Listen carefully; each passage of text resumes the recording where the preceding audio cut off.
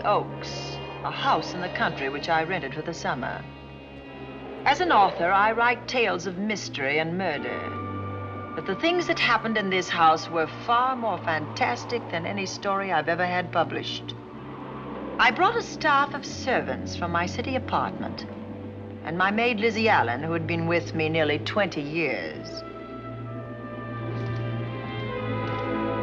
Lizzie?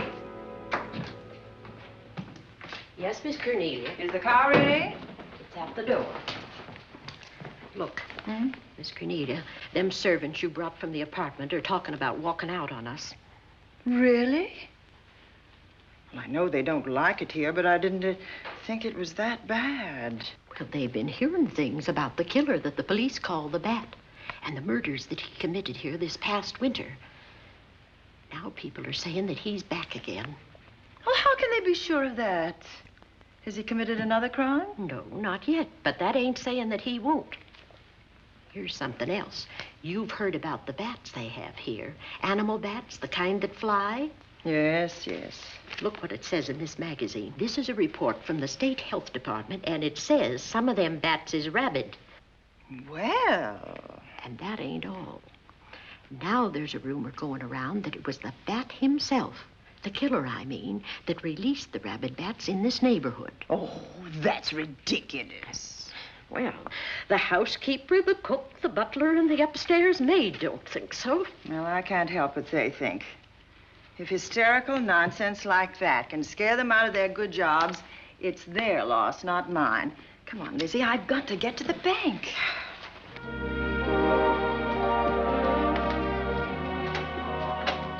Drive directly to Zenith Bank, Warner. I'm afraid we'll have to hurry. It's near closing time. I'll get you there, Miss Van Gorder.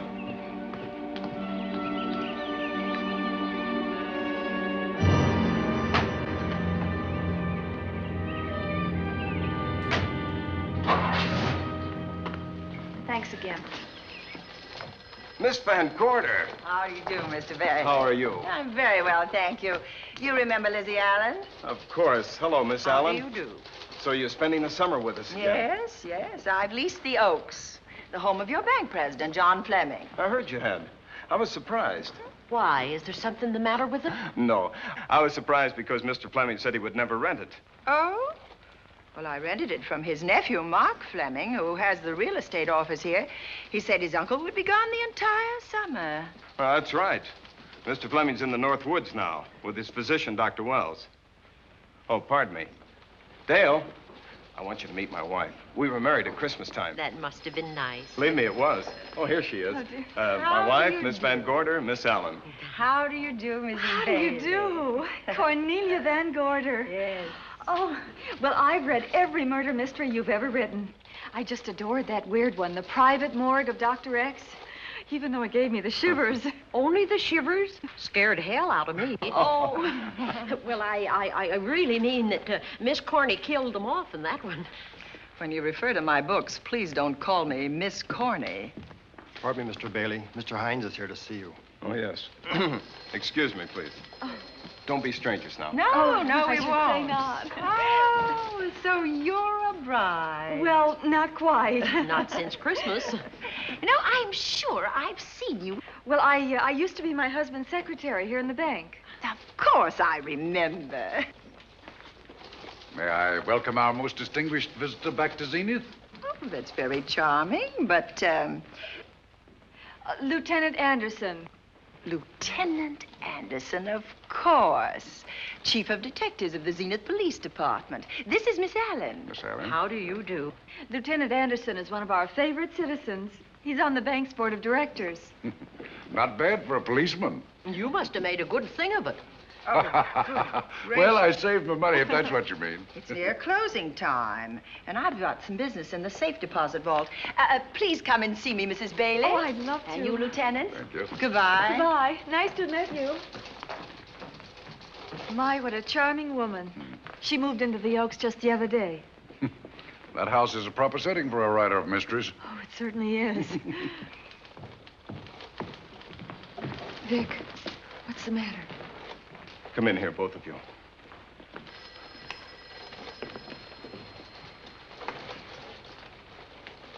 Andy, we're in trouble. Wendell Hines came in to pick up $350,000 worth of bonds that we were holding as collateral for a loan. They were kept in our special vault. Mr. Fleming and I are the only officers of the bank who have access to that vault. So? The Hines bonds are gone. That's not all. Other negotiable securities are missing. From what I can gather, short of a careful check, the bank has been looted of over $1 million worth of securities. You'll have to notify Fleming. I wish I could talk to him. Unfortunately, he and Dr. Wells are deep in the woods. They can't be reached by phone.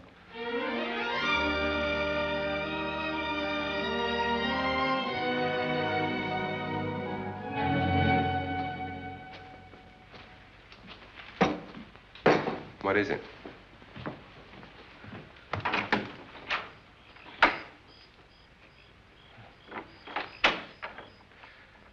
I thought I heard someone on the path coming from the lake. Had an idea it might be that guide of ours. Oh, Sam won't show up until morning. It's a 20-mile canoe trip from here to civilization. 5 will get you 10. Sam has a message for me. I thought you told him at the bank not to bother you. I did, but they'll bother me. Doctor, Yes, John. what would you do for $500,000? Anything short of murder. Why not murder? Too messy. Too great a risk? For $500,000? Yes. I pinched $1 million from the bank. Well, I'm not kidding. I embezzled it. Not that I think you wouldn't do it if you thought you could get away with it. I got away with it. I'm not talking about currency. I took negotiable securities that could be converted into cash. I have the cash in 10s, 20s, and 100s. Well, I'm your doctor, not your lawyer. Why tell me this? You'll find out why.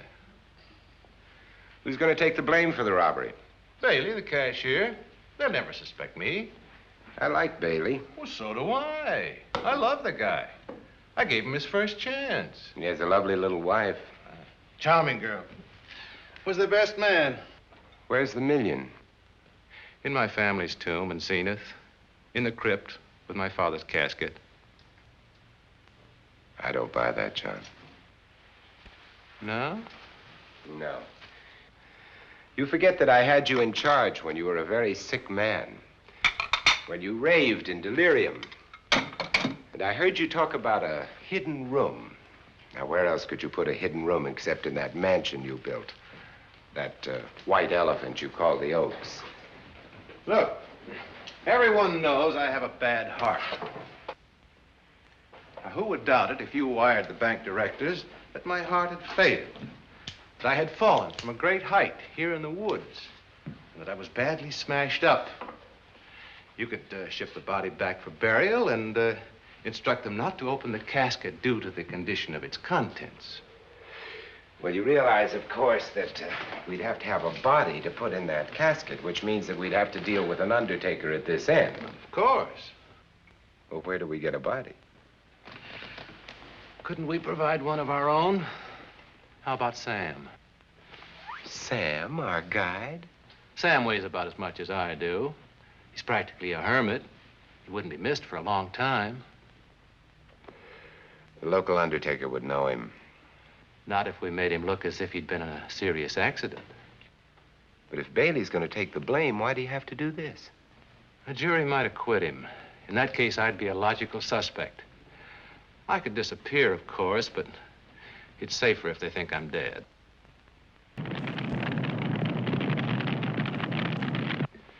What if I don't go for this deal? In that case, it would be too bad. You mean you'd kill me? What else could I do?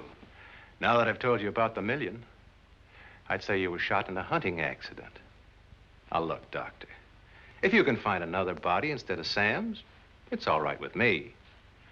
There's $500,000 in it for you. I'll do my best. I smell smoke. So do I. What's that noise? Look, Doctor, the woods are on fire. It's coming this way. We've got to get out of here. Out the back way. We will. As soon as I provide that body we were talking about.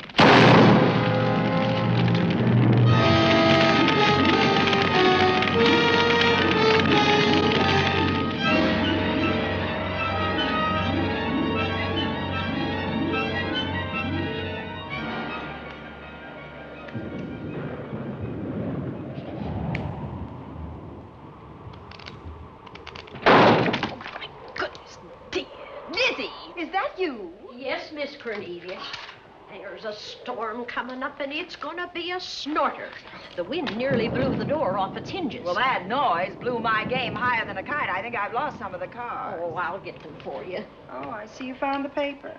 Drat that paper boy, scooting by on his bicycle, just chucked it into a clump of bushes and let it go at that. For land's sake, Mr. Vic Bailey's been arrested. Oh? I think. Victor Bailey, vice president and cashier of the Zenith Bank, was arraigned before United States Commissioner Alvin Fielding, charged with the embezzlement of over $1 million. I can't believe Vic Bailey had anything to do with that robbery. Oh, well, I see our landlord is home again. Landlord? Mr. Fleming. Dr. Malcolm Wells is back in town with the body of John Fleming, president of the Zenith Bank, who was killed in a forest fire. Mr. Fleming will be laid to rest in his family's tomb on Friday. And I hope he stays there. Well, why shouldn't he? Well, this is his house. And ever since he died, some funny things have happened here. For instance? The housekeeper, the cook, and the butler said that they heard strange noises at night. And the upstairs maid swore that she met a man without a face coming up the back stairs. Oh, so that's why they quit and left me to run this place without a staff. They didn't tell you, Miss Corney, but the truth is they were scared to stay. But you're still here, Lizzie. Haven't you seen anything? No. No, and even if I had, I ain't afraid of ghosts. They're afraid of me. Honest, Miss Corney, a spiritualist told me once that ghosts was allergic to me. But this Bat feller they keep talking about in the paper, I guess he'd be different. No, I don't think you'd have the same effect on him. Oh, dear. What are they trying to do? Drive people away from this part of the country? Why, what does it say about the bat? Specialty seems to be killing women. My goodness, 2 of them in one night. All his victims died the same way, like their throats had been ripped open with steel claws. That's a charming little caper. I'll have to try it sometime. In a book.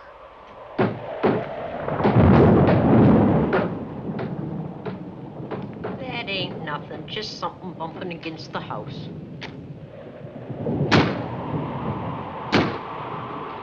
That's just the wind banging a door. Pay no attention to it. Listen to this. One of his victims, who lived for a moment after she was found, described the bat as a man without a face. Honest, Miss Corney, I think that woman must have been exaggerating.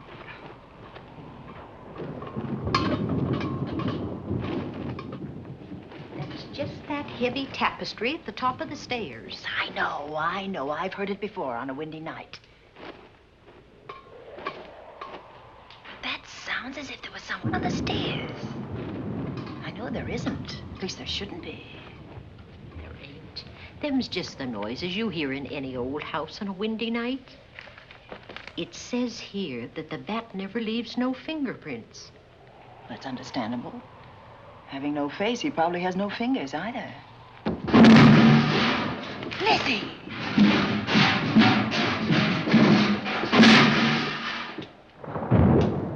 And that, I suppose, is the cat dropping its dentures. No, I don't think so. But I think it's something should be looked into.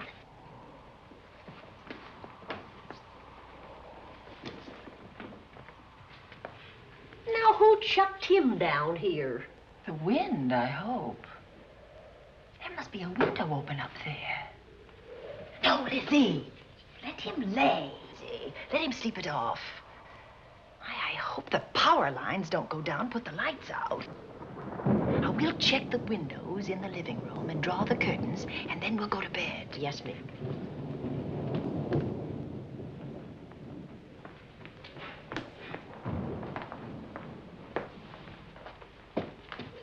I won't be a minute.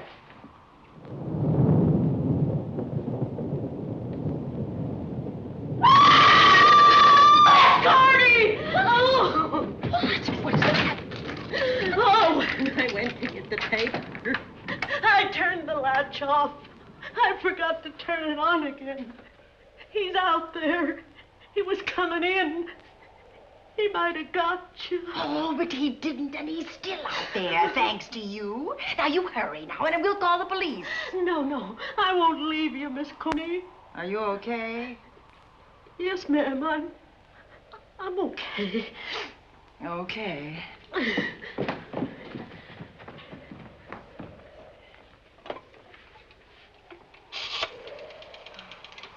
Operator? Give me the police department, please. Zenith Police Department. This is Cornelia Van Gorder. I'm living at the Oaks. We know about that, Miss Van Gorder. Just a moment ago, a man tried to force his way into this house. You're not alone there, are you? What about your servants? Well, I have none except my chauffeur, and he's away. He won't be back until the morning. Now, there's only 2 of us here tonight, and we're going to lock ourselves in my room. Now, if any of your men see anything, will you have them call me? I'll send officers over there right away. Oh, thank you very much. Come on, Lizzie. We're going to sleep in my room.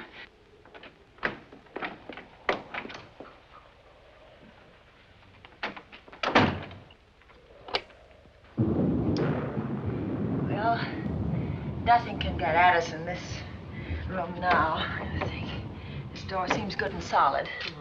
Like the door to a tomb.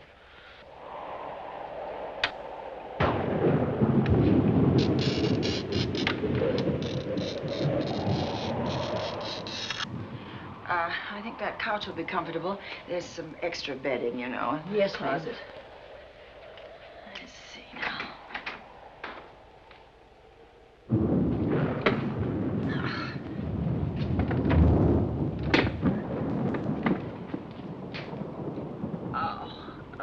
Huh? No bolt. Well, that's not so good.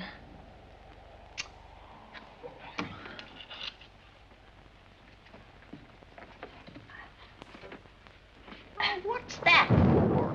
That, my good woman, is a booby trap. If anybody tries to open this transom, this will be knocked off, and we'll hear it fall.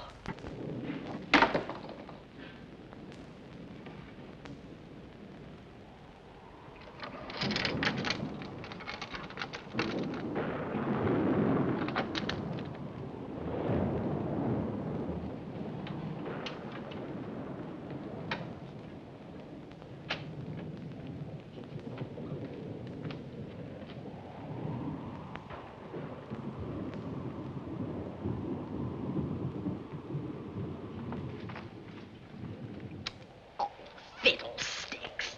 I forgot my night things, my robe, my gown, and my slippers. I'll go get 'em now. Now, wait a minute, Lizzie. I'll go with you. Now, don't you bother, Miss Cornelia. My room's just down the hall. Lizzie, I told you to wait. It's all right. I'll only be a second. Get in here. Get in here.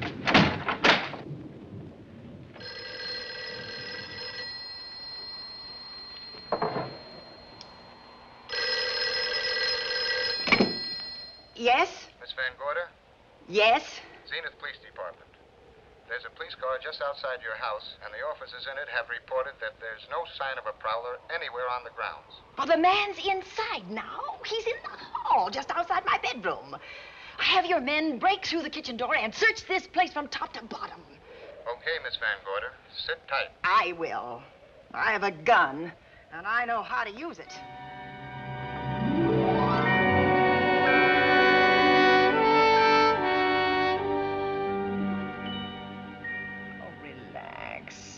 relax, Lizzie. The police did a good job. They couldn't find anybody in here.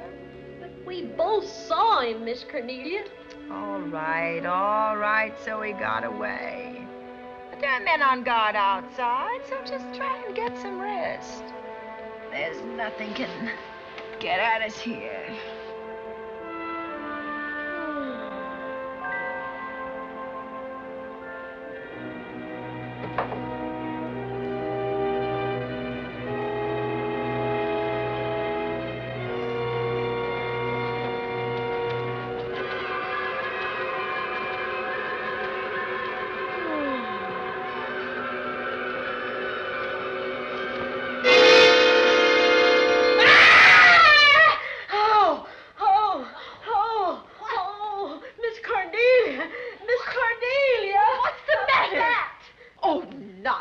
You've had a nightmare. Maybe I did.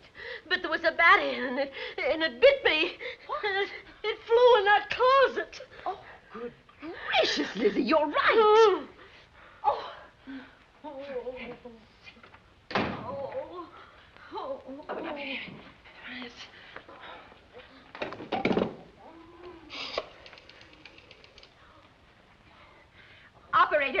Operator, will you get me Dr. Malcolm Wells' office, please? No, I don't know his number, and I have no phone book up here, but this is an emergency. Will you connect me with his office, please? Oh, dear, I'm going to get the rabies. Hello? Hello? Dr. Wells' office? This is a call service. Dr. Wells is out at the moment, but if you'll give me your name and number, I'll try to locate him. Well, this is Miss Van Gorder of the Oaks. My maid has just been bitten by a bat that may be rabid, and she must have treatment as soon as possible. And I was told that Dr. Wells was the nearest physician. I'll try to find him for you, and if I can't, I'll send you another doctor. Oh, well, thank you very much. Oh, he's out on a case. Oh. Oh, I hope it's not a delivery. A baby, I mean, they can be terribly complicated. It never bothered me none. Oh, Lizzie, you never had a baby. Of course I didn't. That's why they never bothered me. Oh, does it hurt, huh? A little.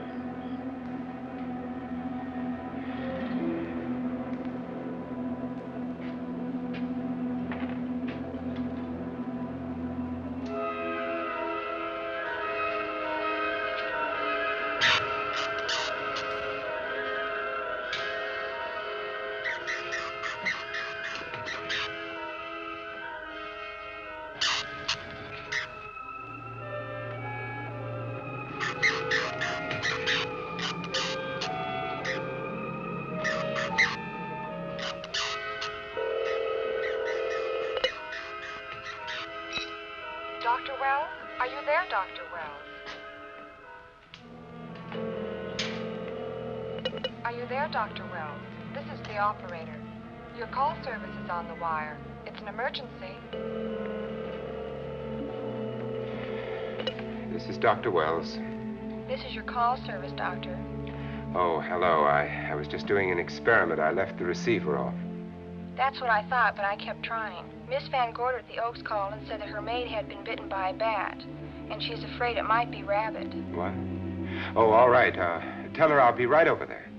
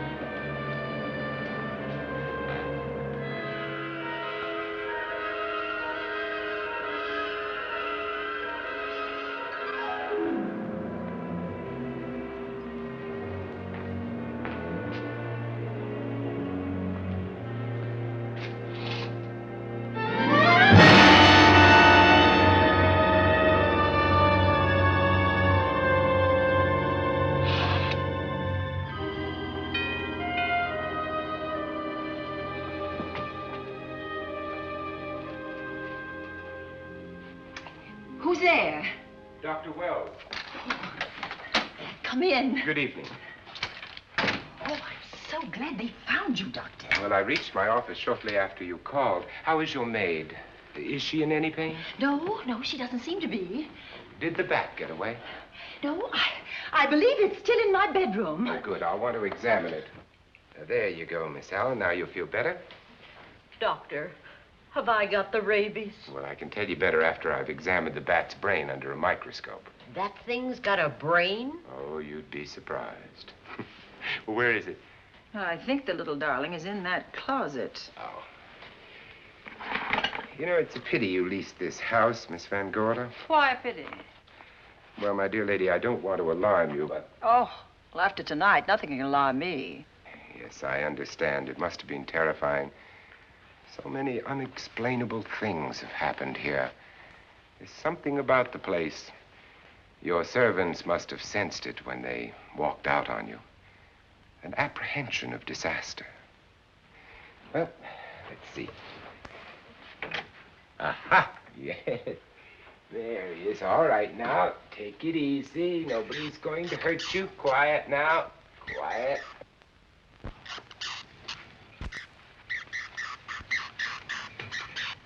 He looks quite normal. Doesn't seem to be sick at all. Oh, ain't that nice? I've been worried about him. Well, you should be. From his appearance, I'd say that he doesn't have any infection. In which case, you've had a narrow escape.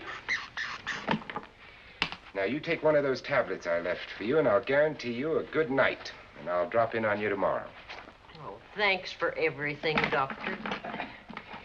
Now, don't worry, I can find my way out. Oh, I know you can, but do let me help you.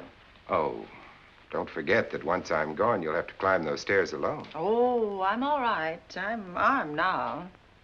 Can you, shoot one of those things without shutting your eyes? Oh, Doctor, there are guns in every book I've ever written. I don't write about things I'm unfamiliar with. Lock the door, Lizzie. Good night. Yes, ma'am. Good night, Doctor. Accident? No, the wind blew him down. Oh. I think. Oh. Did you know that young Mark Fleming leased you this house without notifying his uncle? No, I didn't. Well, it doesn't matter now. John Fleming is dead and Mark's his heir. But if John were alive, he would warn you to leave here, Miss Van Gorder. Really? Yes. It's been a tragic place for anyone who ever lived in it. Well, good night. Good night, Doctor. Who's out there? Nobody you need worry about, Doctor. Oh, it's Andy. That's right. Oh, good evening, Miss Van Gorder. Good evening, Lieutenant. Somebody sick here? My maid was bitten by a bat. Oh? A rabid bat? Well, I'll know for sure when I get to my lab. I caught the bat. It happened indoors? In my bedroom, yes. How'd it get in? Well, there are many ways a bat could get in a house. You ought to know.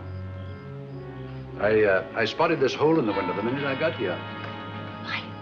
That's where the two-legged bat got your door open. Miss Van Gorder told me that she phoned headquarters at Zenith. Yes, I phoned twice. The second time was after the prowler got in the house. Weren't headquarters, Andy? No, but they contacted me. An officer came and searched the house from top to bottom, but they couldn't find the bat. You better have this window fixed tomorrow. Oh, yes, I certainly shall. Yes, and I'd better be going. I'm due in surgery at 8 o'clock in the morning. Good night. Good night, Doctor. There'll be a man patrolling the grounds all night, Miss Van Oh, Gorder. thank you. And nobody inside, Andy? Why should there be? Well, how do you know but what the bat is hiding somewhere in the house? I'm quite sure he isn't in the house, Doctor. Not now. Good night. Good night.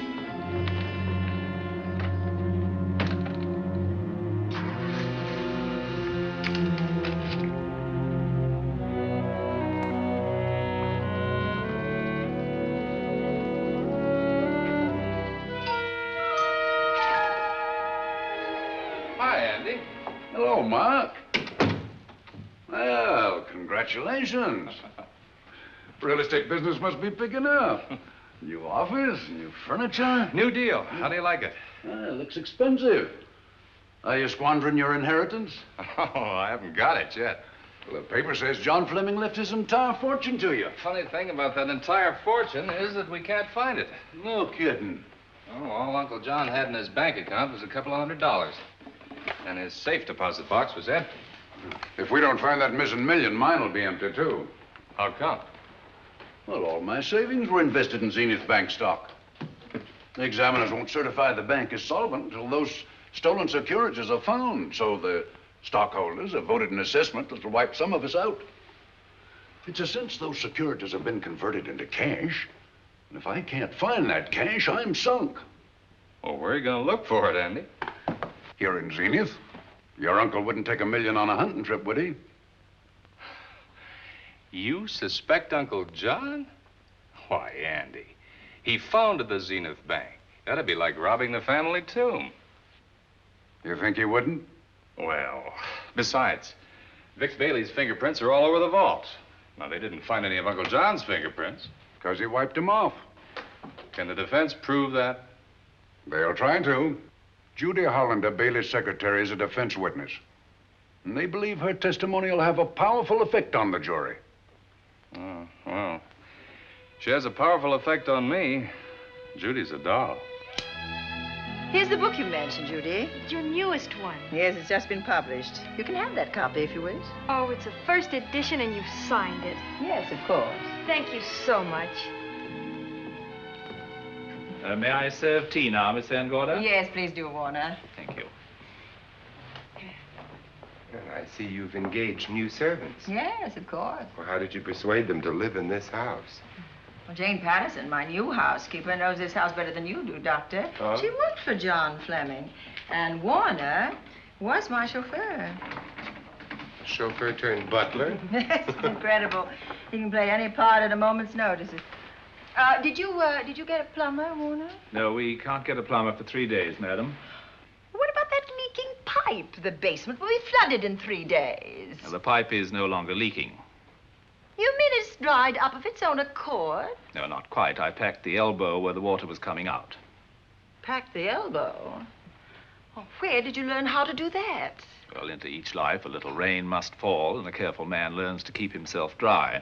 Now, is there anything else that you require, Miss Van Gorder? No, not at the moment, Warner. Thank you, madam. Now, there's a character. How long did you say that he worked for you as chauffeur? About 3 months. Well, I hope he doesn't have a police record. My dear Dale, it may interest you to know that the last night of his life, John Fleming told me that he loved your husband like a son. If Fleming were alive today, he would be fighting to prove Vic's innocence. Could Mr. Fleming prove his own innocence? Miss Van Gorder, can there be any doubt about it? There will be when Miss Hollander testifies at Vic's trial. Oh? You know something that we haven't heard yet, Judy? Something I saw with my own eyes. She's not permitted to say what it was. My dear girl, I wouldn't think of asking her. But let's assume for a moment that Fleming did steal the $1 million. Now, what would he do about it? Where is it? Hidden someplace where he could lay his hands on it without getting caught in the act. Now, if I was writing this, instead of living in the middle of it, I'd hide it right here in this spooky old house. Under a loose floorboard or up a chimney? If Mr. Fleming had the nerve to steal $1 million, he'd make his plans well in advance. I'd say he'd prepare a place to hide it. Possibly when this house was being built. Now, I rented this place for Mark Fleming, his nephew. I wonder if he'd have the floor plans. I'll ask him. Yes. Lizzie, will you bring Mrs. Bailey the phone? Oh, you ask him now. Okay. His number is Summit 7537. Oh, thank you, Lizzie. Summit 7537. Not bad, eh, Andy? That means new business. Now, you see, somebody wants to buy a house. Mark Fleming speaking. Oh, hello, Dale. Well, hang on a minute, honey, while I see if I have him. It's Dale Bailey, all excited. Miss Van Gorder wants to know if I have the floor plans of the Oaks. Now, what would she want with the floor plans? Well, she suggested to me that your uncle might have hidden the bank loot there. Are the plans here? Somewhere in the house itself. Wait a minute, there is a place where Uncle Johnny might have kept those blueprints. What place? Well, I heard him talk about it a good many years ago. I can't be sure of the exact location. Anyway, I don't think the old boy had the guts to steal $1 million. But if I find those plans, I'll let you know, Andy. Hello, Dale. Look, honey, I haven't seen those plans since I was a kid, but I'll come over tonight and maybe we can find them. Thank you, Mark. We'll expect you. He seems to think they're here in the house somewhere. He's coming over tonight. Well, that's good. Dale and Judy are my house guests for the weekend. Would you like to have dinner with us tonight? Oh, no, thank you. I couldn't. I still have a few calls to make. You know, if Judy's testimony is going to clear Vic Bailey and implicate John Fleming, others may get the idea that there's buried treasure in this house. Don't even mention your testimony until you're actually on the stand. Oh, I won't. That's a smart girl, Judy, and a very lovely girl. Well, good afternoon, ladies. Goodbye, Doctor. Dr. Will. Come on, girls, let's go.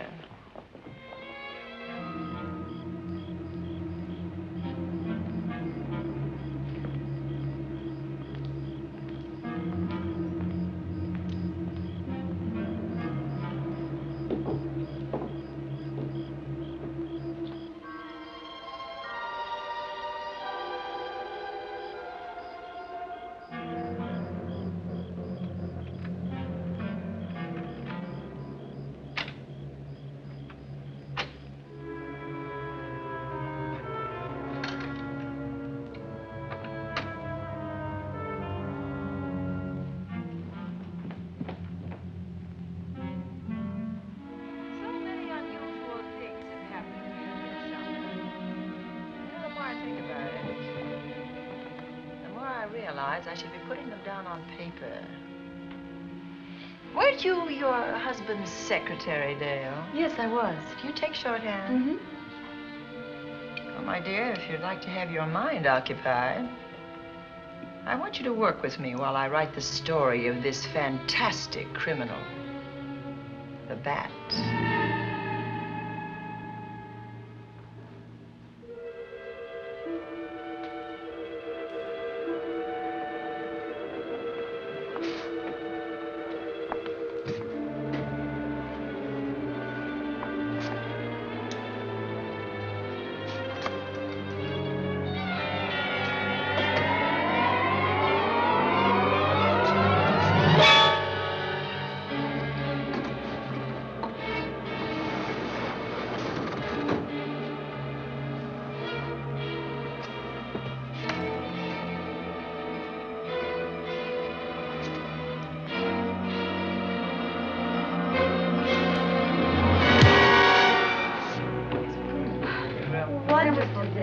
Thank you. It's really nice. It's a good dinner, Lizzie, as usual. Wonderful. Oh, what a lovely piece of silver. It's an original, isn't it? Yes, they still use them in England for buffet breakfasts. Some hot water in the bottom. Should keep us hot, your sausages and your scrambled eggs. Interesting. It's very useful. Really nice.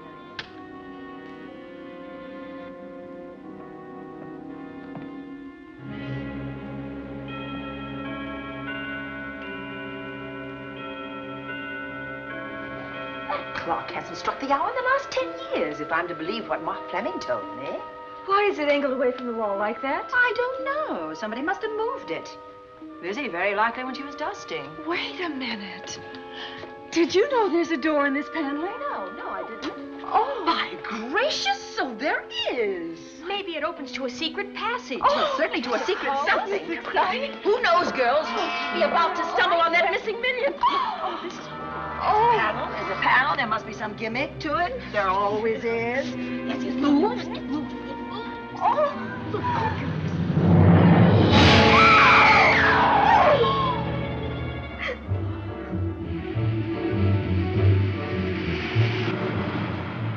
Calling car 11. Calling car 11. Proceed to the Oaks in Zenith Township immediately. A homicide has been reported. Okay. Proceeding to the Oaks. Notify the county coroner, Dr. Wells. Tell him to come to the Oaks at once.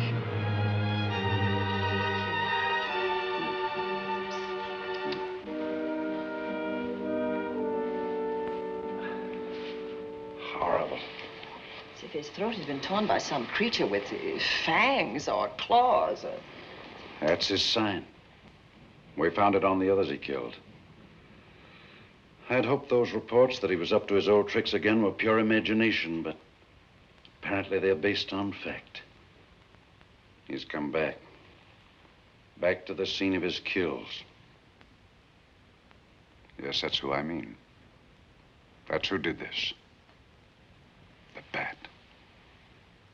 Who found Mark? We all did. And it's Dale and Judy and I. Lizzie was in the dining room. This is my new housekeeper, Jane Patterson. You know, she worked for John Fleming. I know her. Where were you, Mrs. Patterson? In the kitchen, cleaning up.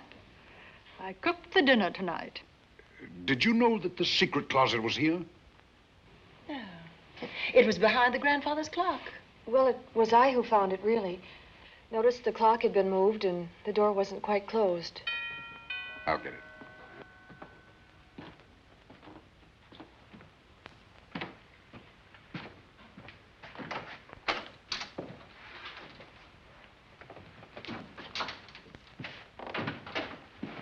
Who is it?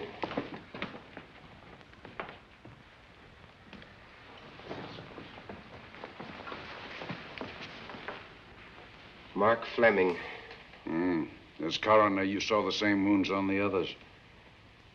How long's he been dead? Oh, I'd say about a half an hour. You believe it was the bat? That's a bat's trademark.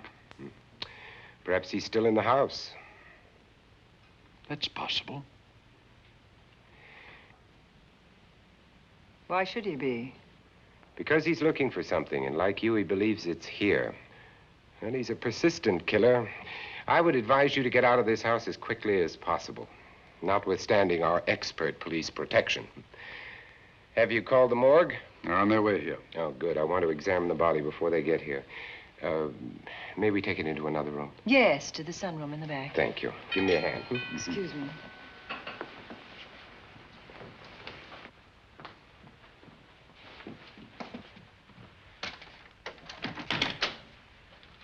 Oh, Warner, where have you been?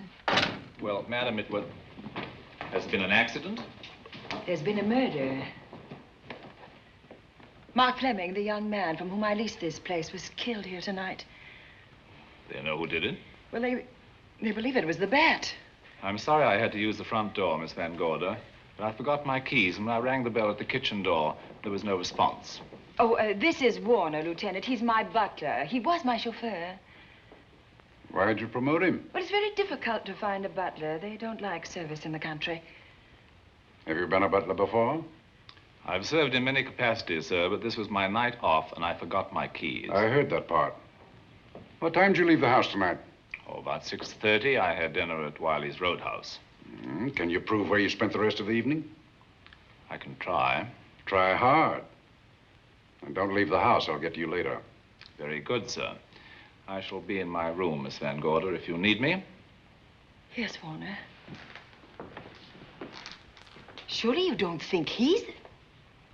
Warren and I've met before. I can't recall where or when, but I will.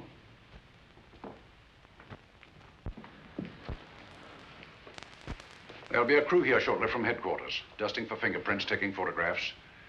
But in the meantime, Mrs. Patterson, you aren't leaving the house tonight, are you? No, Lieutenant. Don't. I'll talk to you in the morning. Good night. Good night, sir. Good night, Miss Van Gorder. Dale, I was with Mark Fleming this afternoon when you talked to him about the floor plans of this house. I heard him tell you he was coming here tonight. Dale called him at my request. She told me he was coming. Who else should I tell you that? Judy, Lizzie. And that nice Dr. Wells. Dr. Wells. There are a few killers who kill for the fun of it. The bat very likely is a mental case, and I'm convinced that his crimes are motivated by his mania for personal gain. There's $1 million at large, and he's going to keep on hunting for it until he lays his hands on it. Now, these young ladies are staying here tonight? Yes, they're my house guests. Well, when my crew arrives, we'll be busy for a while, so I'd suggest That we go to our rooms? That's a very good idea. Come on, girls. What about a police guard for this house tonight, Lieutenant? You've got one. I'm going to cover this place tonight from the attic to the basement. If the vet makes another call, I'll have a little surprise for him. Who is he? Have you any idea?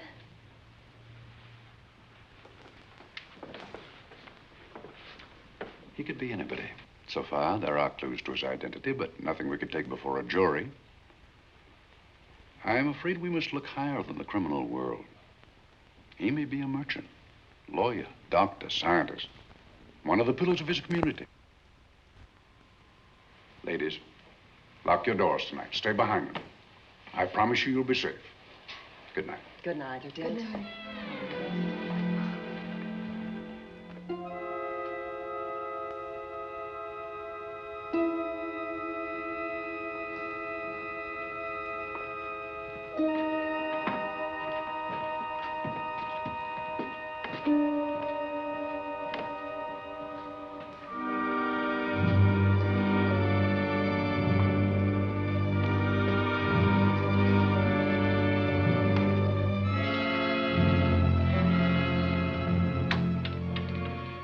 Poor Mark.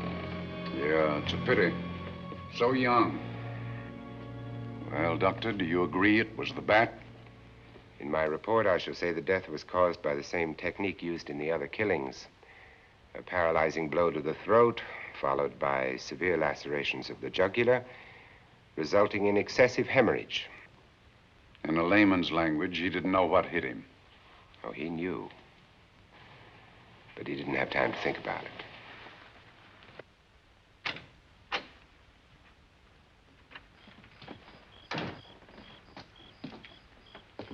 You staying here tonight, Andy? Well, until I check the doors and windows, but I'll be back bright and early in the morning. Neither snow, nor rain, nor heat, nor gloom of night stays these couriers from the swift completion of their appointed rounds. A lot of people are due for a shock when I close this case. Yes, I'm sure they are. Good night, Andy. Don't get hurt.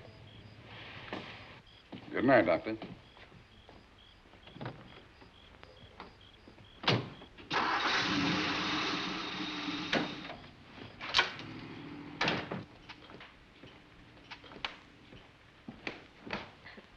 You know, I think we'd better let you get some sleep. Oh, Lizzie and I share this room for mutual protection. You know, one night, a storm blew the wires down, put the lights out, and I went out the next day and bought a half a dozen of these things. You better take one with you, Dale. Oh, thank you.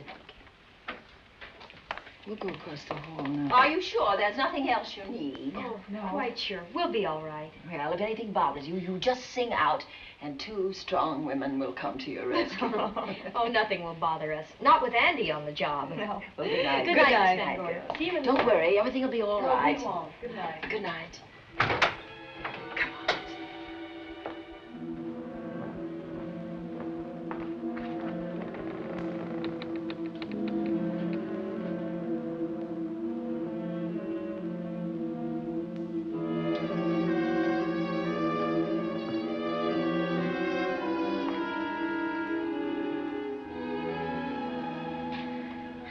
I don't think I'll sleep tonight. Me neither. All I can see is poor Mark Fleming staring at us. I thought that when people died, their eyes closed, as in sleep. Don't think about it. I'll bet you're thinking about it. No, I was thinking of my poor husband sleeping in jail tonight. Oh, Judy, I love him so much.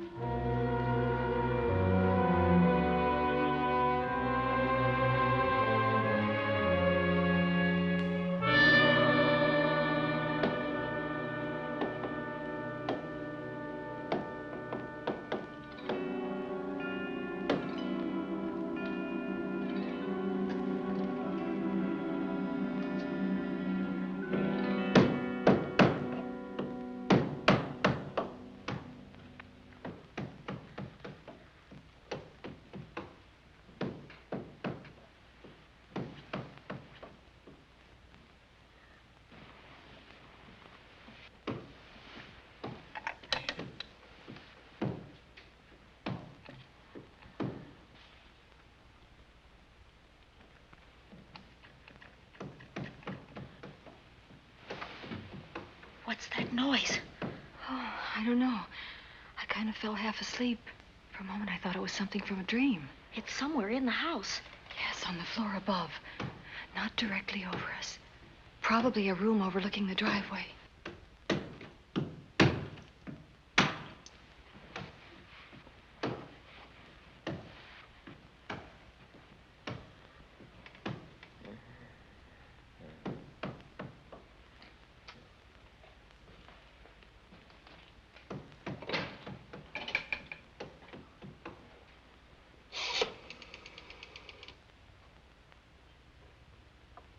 Should we call Miss Van Gorder?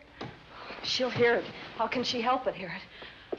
Oh, besides, we don't want her to think we're a couple of hysterical women. Well, I'm about to become one. Oh, dear. I had it for one night. Dale, you're not going out in that hall. I want to know what's happening up there. But Lieutenant Anderson said if we stayed behind our locked doors, we'd be safe. Vic isn't safe locked up in that jail. Oh, but... Suppose that stolen money is in this house. Mark Fleming seemed to think it was. Maybe that's what somebody's looking for.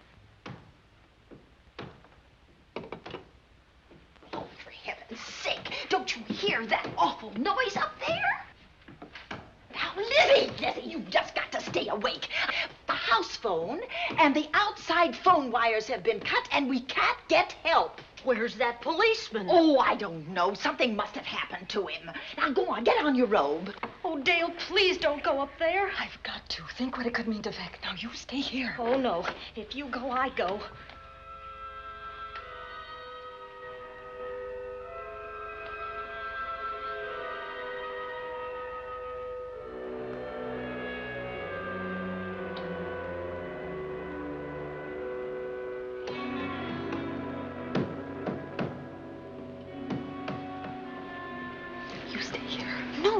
Let you go up there alone. You wait here. I'm going to see what it is. Oh, please let me go with you, Judy, Dale. will you warn me if anyone comes? I'll only be a moment. Now, wait.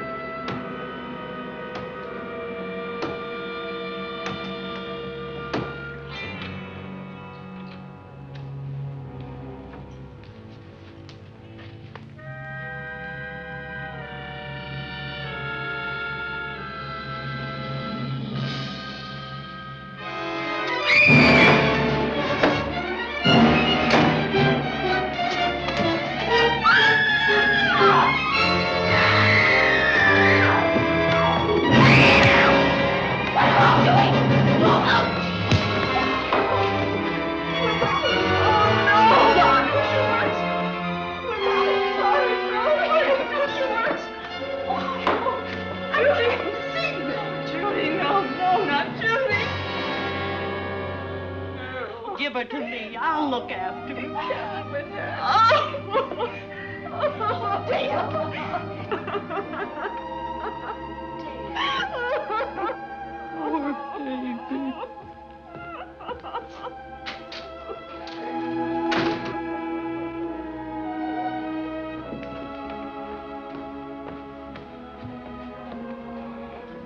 Judy.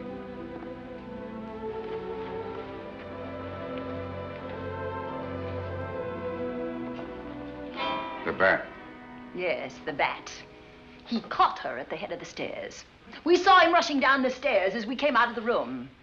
I hurled that after him. I hit him, I believe. I'm going to cover this place from attic to basement, you said. Well, what were you covering when that poor child was murdered? Where were you? I saw a man outside in the grounds. I went out there and hunted him. I heard him in among the trees, and so I followed the sound of him as far as the brook down near the back road. And then I lost it.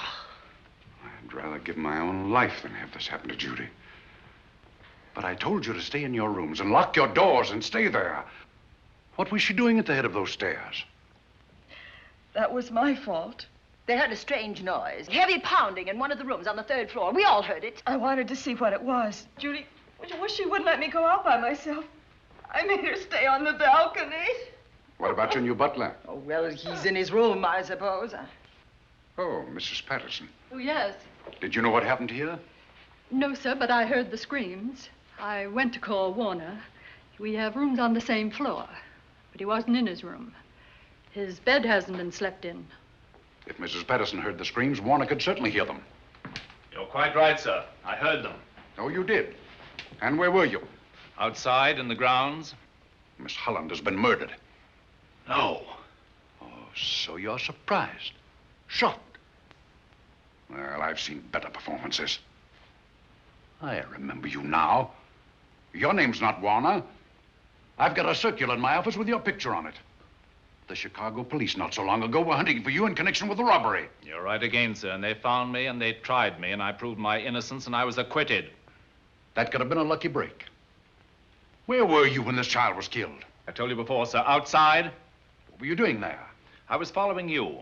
I saw you leaving the house, and it seemed that you were hunting someone. I thought you might need some help. Oh, yes, sir. I followed your flashlight down through the trees. Then it disappeared. And then suddenly, as I was staring out into the darkness, I was struck by something on the back of the head. The next thing I knew, I was lying on the ground. I realized I'd been knocked out.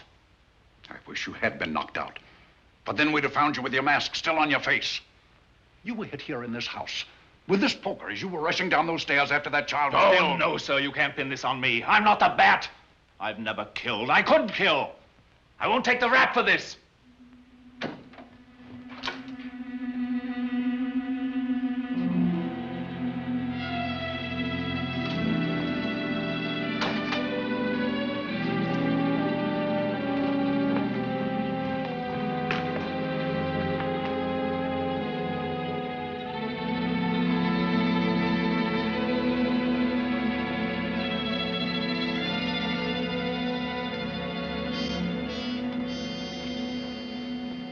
Doctor. We have another case for the county coroner. You see, the bat came back. Why did you come back, Doctor? Well, I had an accident about a mile down the road. The right rear wheel of my car came off, and I plunged into the ditch. This was the nearest house, so I came here to call for help. I thought I'd find you around, Andy. Physician, heal thyself. You must have been hit by something on the back of your head. I told you I had an accident. So you did, Doctor. So you did. I could be wrong. But maybe I'm not. We shall see. All right, dear, let's start a new chapter. For days, the murders held the headlines. Lieutenant Anderson grilled us and ransacked the house from top to bottom. Warner was not placed under arrest, but his every move was watched. At night, except for a detective on guard in the house, the police and the reporters left us alone. And on one of those nights, without telling Lizzie or anyone else, I pursued a secret investigation of my own.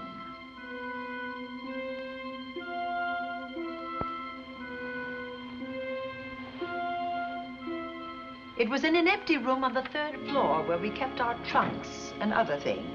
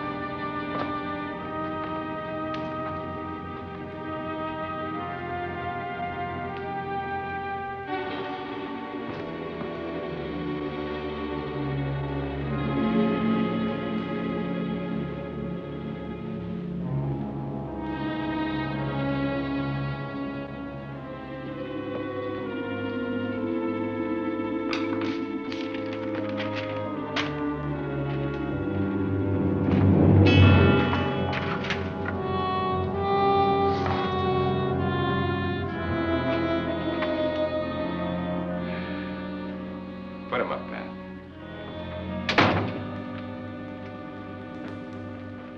It's a bright idea to kill me in my own lab and let people think that I'm the bat. But you had to kill me first. What was it to be, ambush? And clever as you are, you're not smart enough to do that. Nor were you smart enough to find the money, though you came quite close to it. But I know where it is. And when you're dead with that sign pinned on your chest, I'm going to collect it and live happily ever after. He destroyed himself. How true that will be. Well, goodbye, Bat. Here's a serum that will heal you whether you're rabid or not.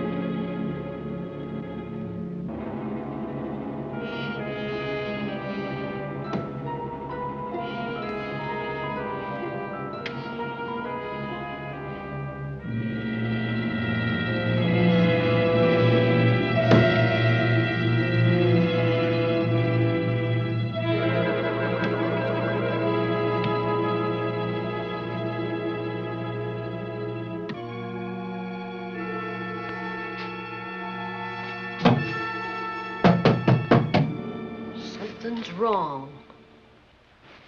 Something's wrong.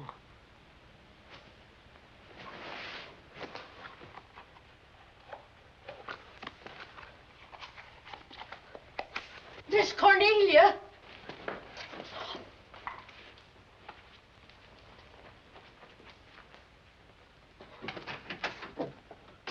Miss Cornelia.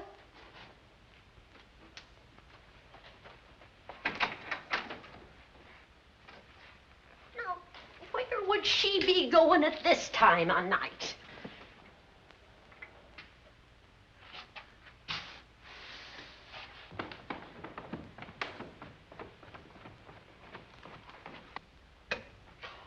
Well, land's sake.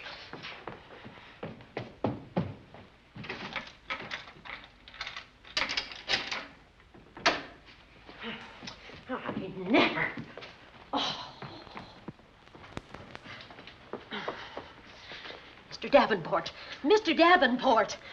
Oh, a fine thing. The door unbolted, the chain off, and you asleep on the job. Wait till Lieutenant Anderson hears about this. Come on, wake up. What's the matter with you? I don't know. My head hurts. My whole body's numb. Here, take a sip of this. Try to snap out of it. I'll be back in a minute.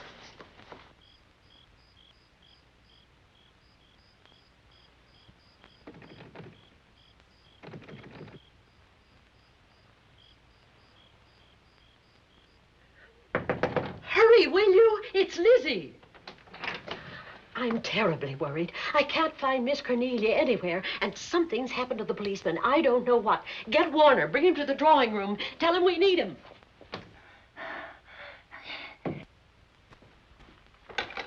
Are you all right now? Yeah, I'll be all right in a minute. I remember now. I took a drink of wine from that decanter there. Miss Van Gorder told me to help myself. She wouldn't put nothing in it? Well, somebody did. Somebody who knew I was on duty here. Then it was somebody that got Miss Van Gorder. I can't find her anywhere. Upstairs, downstairs, or in the basement. I told the housekeeper to get Warner. Lieutenant Anderson will want to know about this. Hello. Yeah, this is Davenport at the Oaks. We've got trouble here. Well, for one thing, I was drugged. Yeah. But I must have been knocked out because the maid tells me Miss Van Gorder's missing. Well, you better call Anderson and let him know. He's not at home. Well, where is he? Out on a case? What case? Dr. Wells. What else did they tell you about it? Oh, hurry, will you? We've got to find Miss Cornelia. Okay. Lieutenant Anderson is out on a case. Dr. Wells was found dead in a room next to his garage, murdered. Dr. Wells? There's something queer about the killing of Wells, but headquarters won't talk about it. Lizzie, Warner isn't in his room. There's no sign of him anywhere. And I was supposed to keep an eye on that guy.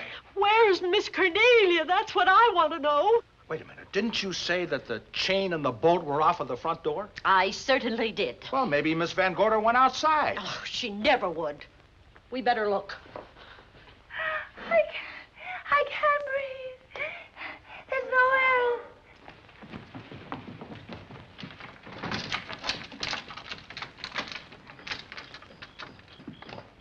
Miss Cornelia. Oh, Miss Van Miss Gorder. Cornelia. Miss Cornelia. Miss Van Gorder. Look. There's a light in that room on the 3rd floor. Were you up there tonight? Well, of course I was, but I turned the lights out before I came downstairs. Then Miss Cornelia might have turned them on again. That's why we're going to look first. Come on.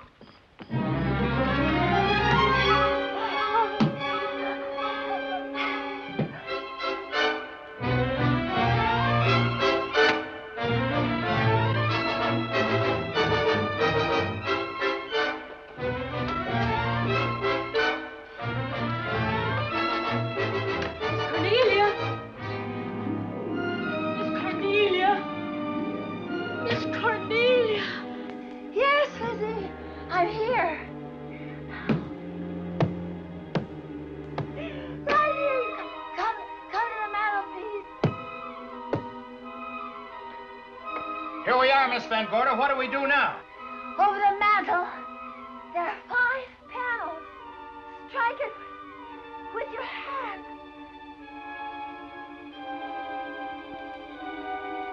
Which panel did you say, Miss Van Gorder? Oh, I can't understand. Miss Van Gorder, which panel? We couldn't hear you. She said strike it. What difference does it make which panel? Strike them all. Look.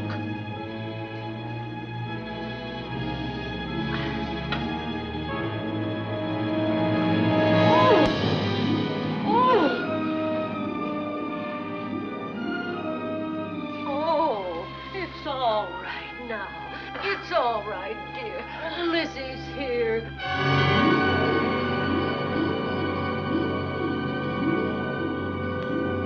Feeling better? Yes, much better. We'll take you to your room. Oh, no, you won't. I'm going to stay right here. I'm quite all right. Oh, how blessed it is to breathe without an effort. You know, no one knows how sweet the air can taste until someone shuts it off for a moment. That room is just like a box. When the mantelpiece closed, it seemed like all the air was drawn out of it. Look, there it goes again. Let it close. I can open it from in here. There's a control panel behind this blueprint. Electric motor under the trap door here. Once the door is open, you can keep it that way. I believe that the fireplace in this other room opens the same way. And it does. I tried to find this, but I couldn't find it. Yeah, it's back of this blueprint here. Well, it's quite a setup. Too bad we can't open that safe in the same way. Take an expert to crack this box or a shot of nitro. Oh, maybe that's what the bat had in mind. Could be. Seems he's on the prowl tonight. Miss Van Gorder, Warner has disappeared. And Dr. Wells has been murdered. Dr. Wells? Lieutenant Anderson's on that case right now. Well, does he know what happened here tonight? They got word to him. He'll be here any minute.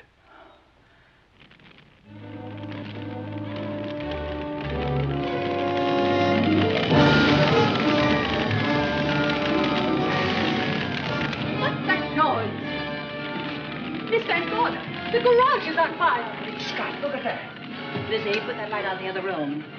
Now, where are you going? To report the fire. Well, you just stay right here. Miss Van, go to the garage. Well, let it burn. You watch the stair. Can't you see that fire was set to get us out of the house? Out of the house? Were you talking about the... Yes, I'm talking about the bat. Now that the lights are out, he'll think his trick has worked, and we've gone. He'll be here any minute. Well, so will Lieutenant Anderson. I hope so, but the bat will be here first. And he'll kill again if we're in his way. We've got to be as clever as he is.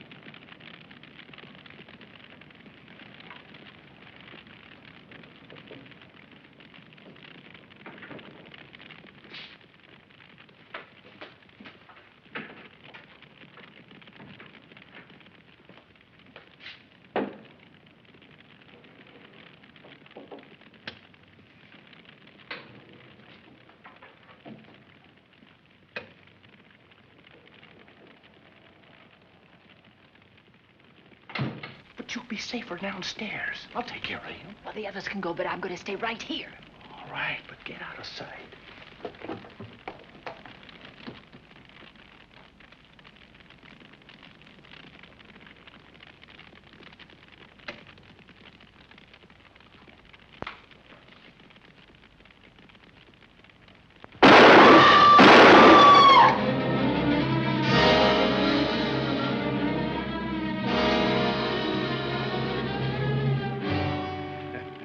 Let's face it, ladies, and get it over with.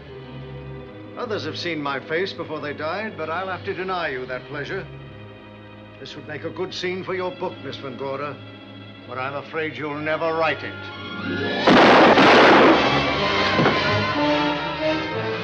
That is Warner. I could tell. You misjudged me, Miss Ellen. Warner! I don't like being a murder suspect, Miss Van Gorder. I was headed for a plane, but halfway to the airport, I changed my mind and came back. I'm glad that I did.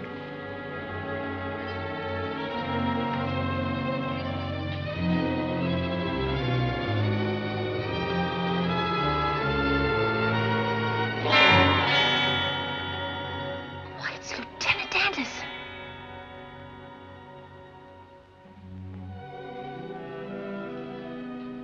Yes, it was Anderson. He'd discovered the secret of the hidden room and was waiting to get into it and open up the safe. We found the money in it, a little over $1 million in tens and twenties and hundreds.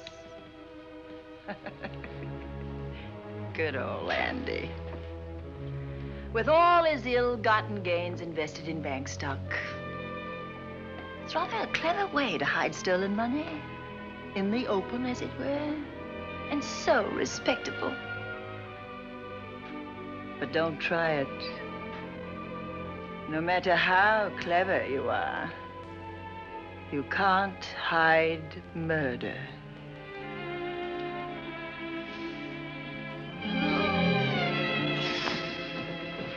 Well, that's it, Dale. That's the end.